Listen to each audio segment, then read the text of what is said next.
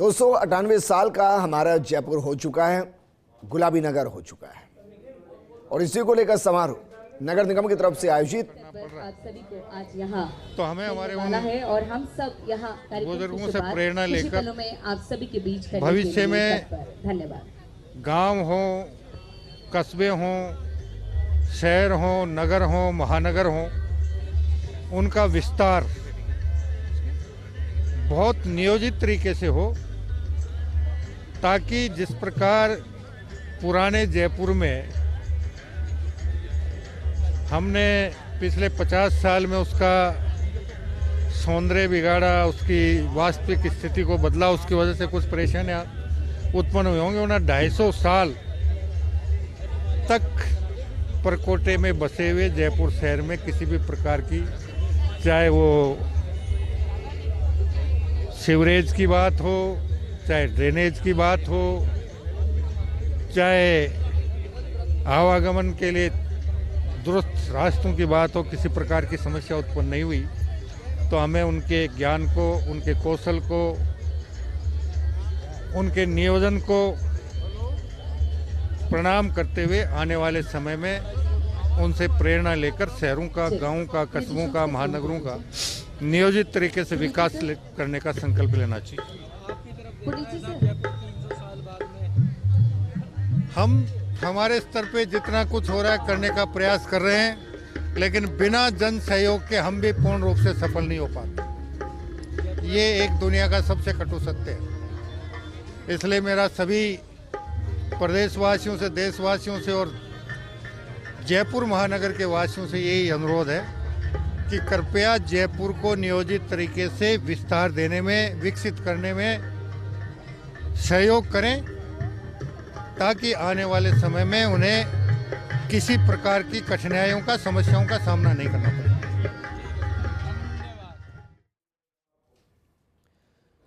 UDH मंत्री को आप सुन रहे थे, उन्होंने बिल्कुल सही कहा।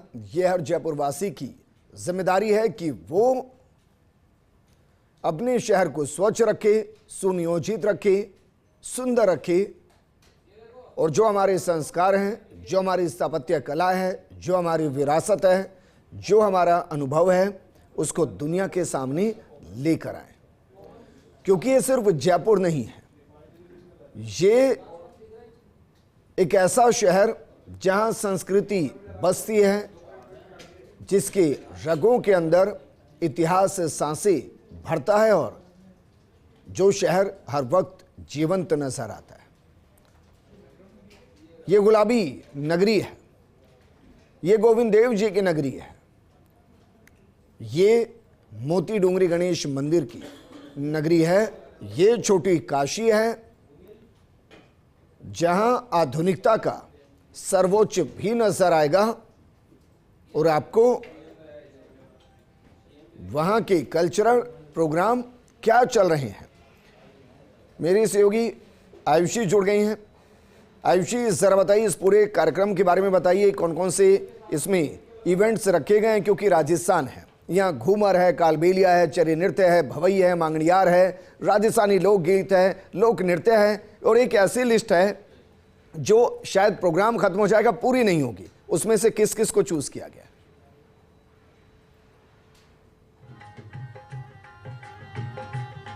बिल्कुल विजेंद्र, क्योंकि बहुत खास दिन है आज, जयपुर स्थापना दिवस है। इसको लेकर के मैं आपको पूरी ब्रीफिंग करूंगी, इस पूरे इवेंट की भी, इस पूरे कार्यक्रम की भी। लेकिन उससे पहले क्योंकि बाल मुकुंद आचार्य के यहाँ पर मौजूदगी है, तो मैं कोशिश करूंगी कि पहले मैं एक बार आपकी उनसे बात कराऊं इस कार्यक्रम को लेकर कि आखिर उनका क्या कुछ कहना है।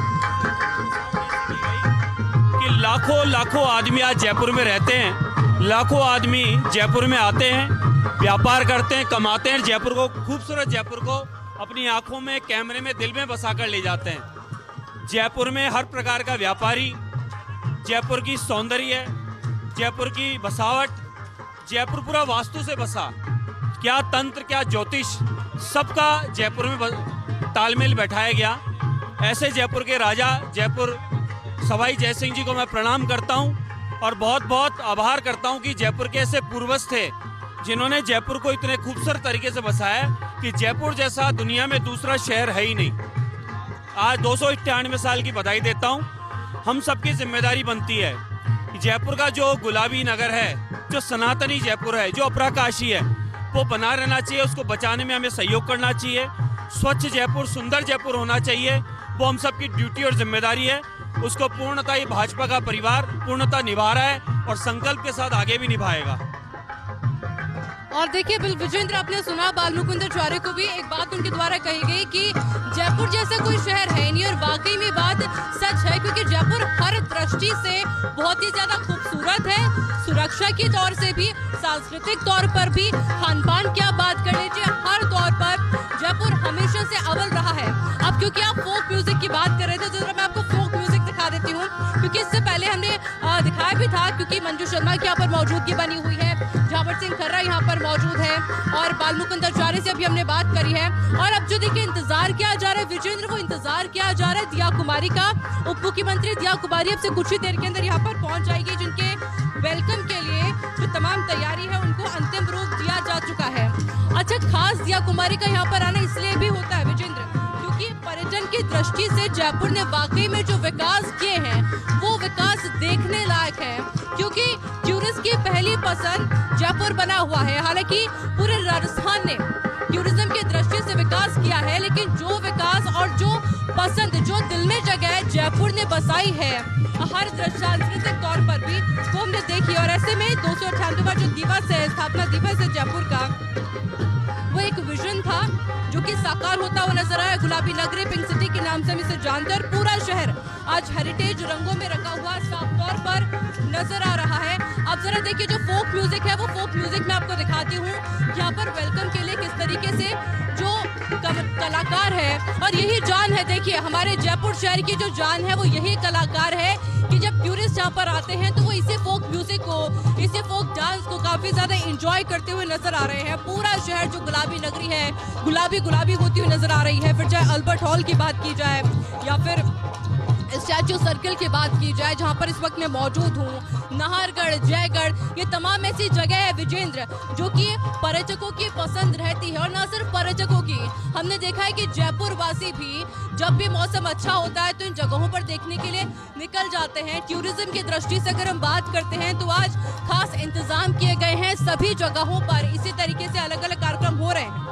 और देखिए जयपुर न सिर्फ अपनी परंपराओं के लिए मशहूर है, बल्कि यूनेस्को वर्ल्ड हेरिटेज सिटी का भी दर्जा ये रखता है। और आज का दिन कल्चरल प्रोग्राम, हेरिटेज वॉक और स्पेशल एग्जीबिशंस का भी यहाँ पे लगातार आयोजन हो रहा है। लेकिन फिलहाल इस कार्यक्रम में जो हम इंतजार कर रहे हैं वो है दिया कुमारी का। विजेंद्र, बिल्कुल आयुषी, आप एक तस्वीर दिखा रहे हैं, दरअसल वो हमारी परंपराओं और पीढ़ी दर पीढ़ी कैसे हमारे गीत आगे बढ़े, हमारा संगीत आगे बढ़ा। एक नन्हा सा बच्चा स्टेज पर है जो ढोल बजा रहा है और बड़ों के साथ सुरताल मिला रहा है।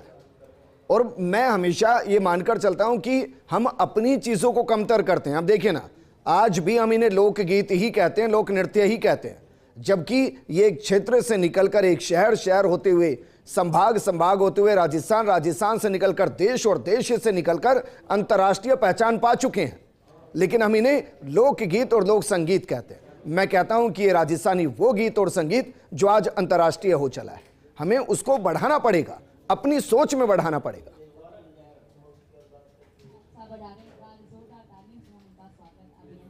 आप सभी के बीच करना चाहेंगे आपका बहुत बहुत स्वागत, अभिनंदन।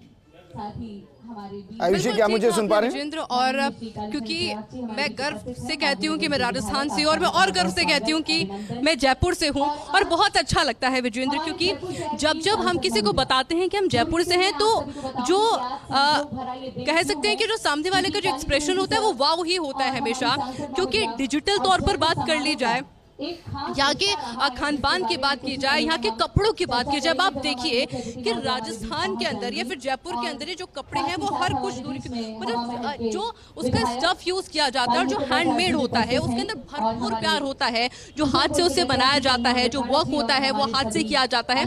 तो अगर आप जयपुर में अगर आ रहे हैं, जो पर्यटक जयपुर में आ रहे हैं, तो अपने साथ में कई चीजें तो लेके जाएंगे, कई यादें तो लेकर के जाएंगे, लेकिन साथ में जयपुर वासियों का प्यार भी लेकर जाएंगे। हमने पिछले 2 सालों के अंदर नोटिस किया विजेंद्र की जयपुर ने जो वाकई में विकास किया है वो देखने लायक तस्वीर है। फिर जब सफाई के तौर पर मान लीजिए, इतना क्लीन सिटी हो गया है जयपुर। इसके अलावा हमने तमाम जो टूरिस्ट प्लेसेस हैं वहाँ पर आज इतने ज्यादा विशेष इंतजाम किए गए, लेकिन वो सिर्फ आज के लिए नहीं है। आप वैसे भी अगर जाएंगे तो किसी भी टूरिस्ट प्लेस पे आप जाएंगे तो आप डिजिटल तौर पर अपना टिकट बुकिंग कर सकते हैं, जो कि आपकी समय को बचाता है। और इसके अलावा भी देखिए, बहुत ही अच्छी बात है कि जो मुख्यमंत्री दिया कुमारी है वो लगातार कोई ना कोई नए नवाचार पे कार्य करती रहती है। उनका कोशिश यही रहता है कि कब और कैसे हम जयपुर के अंदर टूरिज्म के क्षेत्र में और विकास कर सकते हैं। और इसके अंदर अच्छी बात यह है कि जयपुर वासी पूरी भागीदारी दे रहे हैं। अब आप सोचिए कितने गर्व की बात है कि जयपुर के अंदर आईफा का आयोजन हुआ। एक बहुत बड़ा मेगा इवेंट होता है आईफा, और हम ये कह सकते हैं कि हमारे जयपुर के अंदर आईफा हुआ है तो इसे समझा जा सकता है कि न सिर्फ राजनीतिक तौर पर पूरे बॉलीवुड की नजर यहाँ पर जयपुर के अंदर बसी हुई, तो जयपुर कितना अच्छा होगा। इसके अलावा वेडिंग डेस्टिनेशन की बात की जाए या फिर प्री वेडिंग जो शूट्स होते हैं उसके अंदर जयपुर पहली पसंद बनी हुई है। तो ये हमको ये जो परिणाम है कई बार मिले, हालांकि कुछ हलचल मुझे वहाँ पर होती हुई दिखाई दे रही, मैं समझ सकती हूँ कि हो सकता है कि आपसे कुछ ही देरी में जो इंतजार किया जा रहा है कि दिया कुमारी कभी भी यहाँ पर आ सकती है, क्योंकि बहुत सारे लोगों की यहाँ पर मौजूदगी है। और इवेंट आज का बहुत ज्यादा खास होने वाला है। और जो लोक नृत्य और लोक गीत का आप जिक्र कर रहे थे विजेंद्र, वो झलके आज हमको बहुत देर तक देखने वाली है। बिल्कुल आयुषी, फिलहाल के लिए शुक्रिया हमारे साथ जुड़ने के लिए। और अक्सर हम ये भी सुनते हैं कि हम जयपुर को पेरिस बना देंगे, वेनिस बना देंगे, लंदन बना देंगे। नहीं, इसको जयपुर ही रहने दीजिए, क्योंकि दूसरा दुनिया में कोई जयपुर नहीं। और इन 298 साल में उसने सब कुछ देखा, और जिस परिवार ने जयपुर को स्थापित किया उसी परिवार से दिया कुमारी जी उप मुख्यमंत्री, वित्त मंत्री, कार्यक्रम का हिस्सा बनने के लिए पहुंची है। तो तस्वीर आपको दिखा रहे हैं, दिया कुमारी पहुंच चुकी हैं। और जयपुर अपने आप में बेजोड़ है, अद्वितीय है, अकल्पनीय है, अविश्वसनीय। क्योंकि आप सोचिए, जब निर्माण किया जा रहा था तो 9 के आंकड़े का एक बड़ा महत्व रहा है। आप पूरे जयपुर के परकोटे में 9 के अंक को हर जगह देखेंगे। जो पूरी वास्तुकला है वो 9 के अंक पर ही टिकी है। जिस तरीके से नवग्रह होते हैं उसी तरीके से परकोटे में 9 चौकड़ियां हैं। और कमाल की बात देखिए, इनमें से जो 3 चौकड़ियां हैं वो महादेवियों की तर्ज पर है। मसलन जो रामगंज चौपड़ पर बनाई गई है उसे सुरक्षा मानक के लिहाज से महाकाली का स्वरूप कहा गया। जो बड़ी चौपड़ है वो महालक्ष्मी का स्वरूप कहा गया, और इसीलिए जौहरी और बड़े व्यापारियों को यहाँ बसाया गया था, और ये जौहरी बाजार भी कहलाया। इसी तरह जो तीसरी छोटी चौपड़ कहलाई वहाँ माँ सरस्वती का स्वरूप कहा गया। यहाँ ब्रह्मपुरी और पुरानी बस्ती में पूजा उपासना करने वाले विद्वान ब्राह्मणों को बसाया गया। और ये इसमें एक विज्ञान है। जयपुर विज्ञान का बेजोड़ नमूना है, जयपुर आधुनिकता का बेजोड़ नमूना है, जयपुर विरासत का बेजोड़ नमूना है, जयपुर संस्कृति का बेजोड़ नमूना है। जयपुर अपने आप में बेजोड़ है, और इसीलिए जो एक बार जयपुर आता है वो जयपुर का होकर रह जाता है। जो टूरिस्ट पूरे भारत में आते हैं उसका एक बड़ा हिस्सा सिर्फ जयपुर आता है। और जो राजस्थान आते हैं उनमें से 90% जयपुर जरूर आते हैं। और ये जयपुर है जिसको लेकर हर साल वैश्विक स्तर पर लोकप्रियता बढ़ती जाती है। क्योंकि जयपुर के बारे में जिसने सुना वो एक बार जयपुर जरूर आना चाहता है।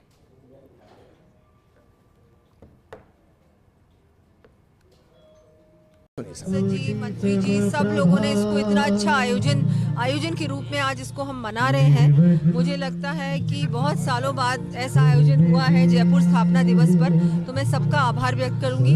जयपुर में सबको, हर नागरिक को मैं बहुत बहुत बधाई देती हूँ, शुभकामनाएं देती हूँ। ये आपका शहर है, हमारा शहर है, इसको सुंदर रखना, स्वच्छ रखना, सुरक्षित रखना हम सबकी जिम्मेदारी है। बिल्कुल, उसमें बहुत सारे आयोजन होंगे, हर रोज एक आयोजन करेंगे। 2026 से 2027 जब 300 साल पूरे हो रहे हैं तब आप देखेंगे रोज कोई ना कोई सुंदर आयोजन होगा। हम सब मिलकर जयपुर के पूरे 300 साल का जो एक वो दिन आएगा 18 नवंबर 2027, तब तक रोज आना पूरे एक साल हम लोग कोई ना कोई कार्यक्रम करेंगे और बहुत धूमधाम से मनाएंगे। तो दिया कुमारी जी को आप सुने तो उन्होंने एक बड़ी घोषणा की और बड़ी घोषणा है कि जब 18 नवंबर 2027 में जयपुर अपने 300 साल पूरे करने की तरफ बढ़ेगा, उस दौरान 365 डेज हर दिन एक नया प्रोग्राम होगा जो जयपुर को समर्पित होगा, जो जयपुर के इतिहास को बताएगा, जो जयपुर को दुनिया के सामने एक नए नजरिए के साथ पेश करेगा।